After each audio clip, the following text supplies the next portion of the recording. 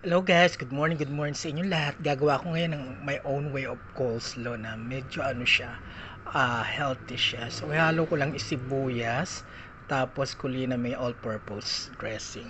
Ayan, kulina, baka naman, ayan. So ayan, tatanggalin ko lang yung matigas dito, tapos i-chop ko lang siya mabuti together with the onion. Ayan po, tapos ko na po siya ma-chop. So ilalagay ko na yung mayonnaise at yung pamintang durog, yun lang po. Tapos imemekos-mekos ko lang.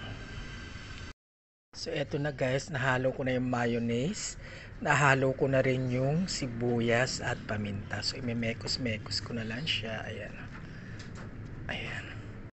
So guys, eto na yung tawag na coleslaw. Nilagyan ko lang siya ng palamuti sa ibabaw for presentation.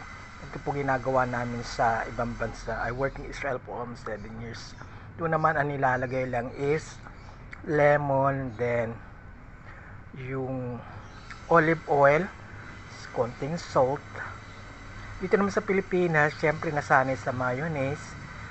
Tapos lalagyan nyo lang sila ng, gusto nyo ng ang tawag dyan, ng carrots. Ako mas prefer ko yung, since diet nga ako, ng cucumber. Yan, kain po tayo. Next is maglalaga ako ng, it's Friday kasi it's cook day, para sa Saturday and Sunday hindi na ako magluluto.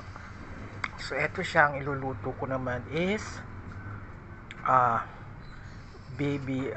back ribs, tapos lalagyan ko lang siya ng pork liver, tapos lalagyan ko rin siya ng tinatawag na yung natirang ito, at saka corn, sweet corn. Kaya abangan nyo po yan. Kain po tayo, yummy.